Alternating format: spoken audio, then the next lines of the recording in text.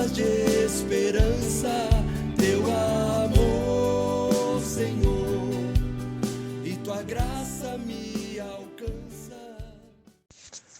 Louvado seja o nosso Senhor Jesus Cristo, para sempre seja louvado, em nome do Pai, do Filho e do Espírito Santo. Amém. Bom dia, que a paz do Senhor, o amor da Virgem Maria esteja no teu coração. Palavras de esperança, Efésios 4, de 1 a 6. Tema de hoje: conservar a unidade do Espírito no vínculo da paz. Eu sou João Batista e é uma graça imensa poder nessa manhã meditarmos juntos a palavra de Deus e experimentarmos daquilo que Ele tem reservado para nós. Hoje são somente 6 versículos, mas que são riquíssimos, de um conteúdo muito grande, realmente muito rico para quem quer mergulhar na palavra de Deus. Então, eu convido você, meu irmão, minha irmã, a refletir comigo esses 6 versículos que hoje iremos refletir, falando da unidade. Quando a unidade acontece de forma autêntica, pela graça do Espírito e com o vínculo, com aquilo que une, sendo a paz. Nós não podemos, eu vivo a unidade, mas eu vivo em pé de guerra. Não, a unidade é para ser vivida sobre a graça do Espírito, no vínculo, na unidade plena e na paz. Então vamos refletir sobre isso hoje. Exorto-vos, pois, prisioneiro que sou pela causa do Senhor, que leveis uma vida digna da vocação a qual foste chamado, com toda a humildade e amabilidade, com grandeza de alma, suportando-vos mutuamente com caridade.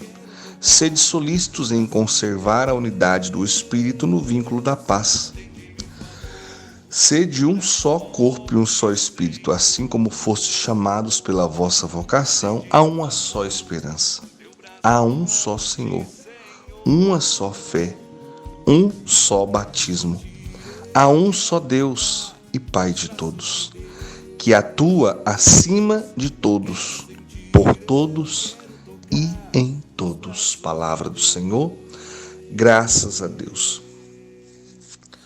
Você percebe que a palavra de Deus, capítulo 4, versículo 1, começa com uma palavra muito interessante, a palavra-chave desses 6 versículos.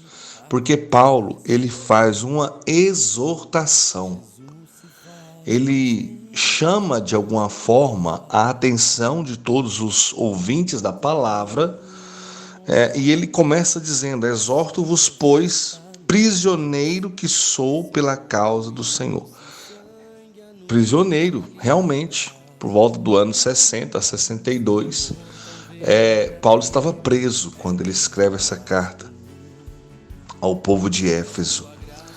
Então, ele faz nessa carta uma exortação, um chamado a refletir pontos muito importantes da nossa caminhada como filhos de Deus e como igreja. E ele começa dizendo: prisioneiro que sou pela causa do Senhor. Não é prisioneiro porque eu sou uma pessoa ruim, prisioneiro porque eu fiz algo de errado, não. Prisioneiro porque ele estava pregando em nome de Jesus Cristo. Esse era o motivo da prisão de Paulo. E ele escreve essa carta e ele começa dizendo assim: olha, eu quero exortar vocês o seguinte, que leveis uma vida digna da vocação a qual foste chamado. Então nós estamos aí no mês de agosto, mês dedicado às vocações, e de repente vem essa leitura para você e para mim compreendermos o que Deus está dizendo através de Paulo, para você e para mim hoje. Levar uma vida digna da vocação ao qual foi chamado se eu sou chamado à vocação do casamento, que é o meu caso, e de tantos outros que me acompanham, então eu preciso levar uma vida digna, coerente, com testemunho de vida. Eu sou um homem casado, então eu preciso levar a vida de um homem casado. E eu observo que aqui existe um grande erro por parte de muitos, que são casados e querem levar uma vidinha de solteiro. querem fazer as coisas que na época de solteiro fazia. E aí a coisa começa a complicar, né? Começa a azedar, né? Começa a entornar o leite, né? Porque não dá certo, gente. Nós precisamos entender que depois que nós casamos, nós assumimos um compromisso com a casa, com a esposa, né? Com a vida, com a família da esposa, com a família do esposo. Isso é a vida de família. Se eu não quero viver uma vida assim, então que eu não me case. Que eu tome a decisão de ser uma pessoa consagrada, uma pessoa que vive para Deus, uma pessoa que eu não vou me casar, porque não é obrigado a se casar. Ninguém é obrigado a se casar. É preciso ter esse entendimento. Mas é preciso entender também qual é a sua vocação. Porque se você não for fiel à sua vocação, provavelmente você vai ser uma pessoa triste. Eu tenho amigos que eram pessoas extremamente complicadas, tristes, sabe, sem um sentido na vida. Um deles, inclusive, até que ele descobriu o seu lugar como sacerdote. Então, hoje ele está no seminário, está estudando. E é uma pessoa extremamente feliz. Por quê? Porque descobriu sua vocação. E eu já tenho outros também que eram seminaristas e que tomaram a decisão de não continuar no seminário. E hoje estão vivendo, um deles, inclusive, até já se casou. E é uma pessoa que vive extremamente bem com sua esposa, é muito feliz. É muito feliz. Por quê? Porque descobriu sua vocação. Muita gente na época ficou triste, falando para a pessoa, não, volta para o seminário. Gente, volta para o seminário como? Se não é a vocação da pessoa. Ele foi um tempo, estudou, esteve ali, percebeu que não era aquele o caminho. Graças a Deus que percebeu enquanto estava no seminário. Agora, aqueles que são sacerdotes, que vivam de forma digna a vocação a qual foi chamado. Isso tem que ser compreendido por cada um de nós. Cada um de nós, na nossa vocação, no nosso chamado, nós precisamos viver de forma digna. E essa forma digna deve conter o quê? O versículo 2 conta para nós. Com toda humildade e amabilidade, com grandeza de alma. Humilde, amável, amar aquilo que vive e com grandeza de alma. Quando eu sou chamado a uma vocação e compreendo, a minha alma tem que ser uma alma dilatada, aberta, acolhedora. Eu já falei aqui outras vezes na Palavra de Esperança, e até hoje isso acontece muito. Quantas pessoas procuram a mim e a minha esposa para conversar, principalmente casais de namorado, noivos, e também casais, casados, pessoas que vivem o sacramento do matrimônio. Nos procuram, não é porque nós somos melhor do que ninguém, não, mas que tem a liberdade, nós damos essa liberdade, nós temos que ter, e aí eu vou dizer isso com muita humildade, temos que ter grandeza de alma, porque senão a gente se fecha numa redoma de vidro, e eu não vou partilhar da minha vida com ninguém. Ontem alguém me mandou um testemunho lindo, baseado no meu testemunho, mas da minha esposa, que eu relatei aqui alguns dias atrás, naquela Semana Nacional da Família, e a pessoa me mandou um testemunho muito semelhante ao nosso. Eu partilhava muitas realidades com ela, e achei muito bonito a abertura do coração dessa filha de Deus, que rasgou seu coração, E ali eu fui ouvir aquele testemunho, um testemunho muito bonito, muito forte, com humildade, amável, com grandeza de alma. Sou melhor do que alguém? Não, estou cumprindo a minha vocação. Sou muito feliz no meu casamento. Sou muito feliz com a esposa que Deus me deu, com os filhos que Deus me deu, com a missão que Deus me deu como família. Sou extremamente feliz. Gente, eu já falei isso aqui, repito. Eu e minha esposa temos 35 casais que nós somos padrinhos de casamento. Então eu gosto de brincar que realmente é algo que eu amo muito. E eu amo muito cada um deles. Eu rezo por eles todo dia. Não vou dizer os nomes, porque às vezes nem lembro todo mundo, que é tanta gente, Mas eu digo que o Senhor abençoe meus afilhados, cada um deles. E teve um deles que foi muito interessante. Vieram até nós, nos convidaram para ser padrinhos. A gente ficou muito feliz mesmo, como a gente sempre fica. E demos vários conselhos, dizendo para eles, enquanto a gente falava, um entreolhava para o outro, falava um com o outro, com o olhar, né? E quando a gente terminou de falar o que a gente estava falando, no caso, o noivo, né, disse o seguinte: dos 10 padrinhos que nós convidamos até agora, foi o único casal que disse que era uma bênção o casamento. Os outros 9, em tom de brincadeira, disseram: por que você está fazendo isso? Acaba com a vida de vocês, não. Vai viver a vida de vocês, não casa, não. Olha que tristeza. Sabe, eu fiquei ali, depois que ele saiu, minha esposa foi conversar. Meu Deus do céu, o que tem na cabeça do povo? 2 jovens com a vida toda pela frente, com o desejo de ser feliz no sacramento do matrimônio, vão convidar as pessoas para ser padrinho e ouve da boca delas que não faça isso porque isso não presta. É muito contraditório. Eles estão casados, parece que estão casados, estão por obrigação. Então as pessoas querem viver a vida de casado de qualquer forma. E aí o segredo da vida do casal, o segredo da vida em comunidade, porque vocação, eu vivo em casa, eu vivo na comunidade, eu vivo com aqueles que estão à minha volta, está no finalzinho do versículo 2, suportando-vos mutuamente com caridade.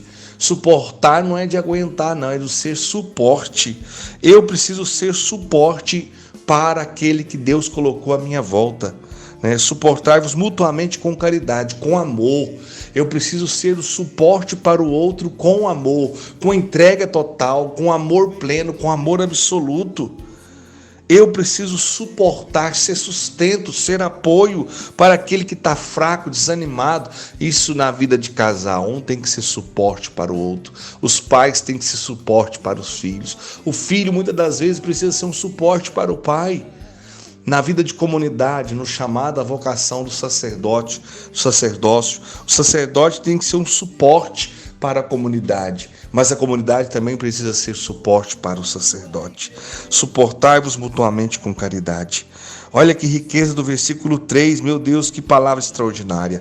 Sede solícitos em conservar a unidade do Espírito no vínculo da paz. Estar sempre pronto para conservar a unidade. Unidade, eu já disse aqui por várias vezes e repito, não é uniformidade.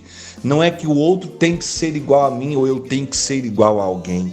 Não, é respeitar as diferenças. Eu e minha esposa somos iguais? Não. Eu respeito as diferenças dela e ela respeita as minhas.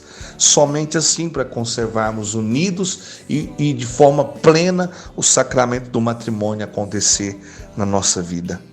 Ser solícito, estar pronto para conservar a unidade é sustentada por quê? Sustentada pelo Espírito Santo e no vínculo da paz. Não adianta também dizer que estar unido, mas viver em pé de guerra. Como eu já disse lá no início. Não. O intuito principal da unidade é que a paz esteja sendo ali o que está ligando, o que está unindo, o que está realmente trazendo o consolo, a alegria, a esperança. A paz precisa estar sustentando toda essa unidade. Versículo 4. Sede um só corpo e um só espírito, assim como fostes chamados pela vocação a uma só esperança. Esse versículo, ele nos chama a colocar em prática de forma detalhada a unidade. Um só corpo, no sentido de igreja, no sentido também do casamento, Então, como Cristo é o esposo, a igreja, a esposa, assim também para o sacerdote, que quando ele assume a vocação de sacerdote, ele se une plenamente à igreja. Assim o marido e a esposa, quando eles se casam, eles se tornam um só corpo, um só espírito. Como fossem chamados à vocação, também há uma só esperança. Nós esperamos em quem? Eu espero em Jesus. Eu espero na ressurreição. Eu espero o céu. Essa é a minha esperança. E é essa esperança que tem que que permear, que tem que estar dentro de minha vida, do meu casamento, da minha esposa, da minha filha, de todos aqueles que estão à minha volta. O meu testemunho tem que mostrar de forma autêntica que essa unidade acontece, que aqui realmente nós lutamos para que a vocação seja vivida em plenitude e nós colocamos o nosso coração com um só olhar, em uma só esperança. Porque aí Paulo vai terminar os últimos 2 versículos dizendo, olha, há, no sentido de existe, né? Porque é o A com H, existe um só Deus, há um só Deus e Pai de todos, ponto final. Isso nós temos que colocar em prática no nosso coração. E aí vem algo interessante na vida de sociedade, né? Eu não tenho várias outras religiões, então eu preciso caminhar também no respeito com essas pessoas. Eu vejo famílias inteiras que se desuniram, muitos nem se conversam por conta de religião. Esqueceram essa regra fundamental que Paulo vem trazer para nós. Há um só Senhor. Eu pulei aqui, né? Desculpa, versículo 5. Há um só Senhor, uma só fé, um só batismo, um só Deus, que é Pai de todos, que atua acima de todos. Deus está acima de todos nós. E Ele atua por todos nós. Ele atua em nosso favor. E Ele atua em nós. Ele atua em todos. Então, que bonito quando eu compreendo que a unidade faz isso conosco. Há um só Senhor. Há uma só fé. Fé em Deus. E há um só batismo, que é o que nós celebramos de forma plena desde quando nós fomos batizados como crianças. Há um só batismo. Há um só Deus. E esse Deus, Ele é Pai de todos. E Ele é Pai e está acima de todos. E Ele age por todos, em favor de todos. E em cada um de nós, dentro de cada um de nós. Quando nós compreendemos isso, irmãos, a unidade acontece pelo vínculo da paz. Conservar a unidade do Espírito no vínculo da paz é ter certeza que Deus é soberano, Ele está acima de todos nós. E é Ele, é por Ele, com Ele, para Ele, que nós devemos colocar o nosso coração, a nossa fé, a nossa esperança e lutar. Se o outro pensa diferente de mim, que eu aprenda a respeitar. Se o outro não concorda comigo, que eu peça a ele também o respeito. E que nesse respeito nós possamos viver unidos. Pai amado, Pai querido, em nome de Jesus, clamo neste momento sobre cada irmão, cada irmã que me acompanha, a graça do derramamento do Teu Espírito Santo. Porque é somente pela graça do Teu Espírito que nós conseguimos compreender aquilo que o Senhor tem reservado para nós. É somente pela graça do Teu Espírito Santo, Senhor, que nós conseguimos viver a unidade, que nós conseguimos viver a vocação a qual fomos chamados. Senhor, derrama Teu Espírito Santo para aparar as arestas, para aparar aquilo que está nos dividindo, nos machucando. Senhor, derrama Teu Espírito Santo na nossa mente, no nosso coração.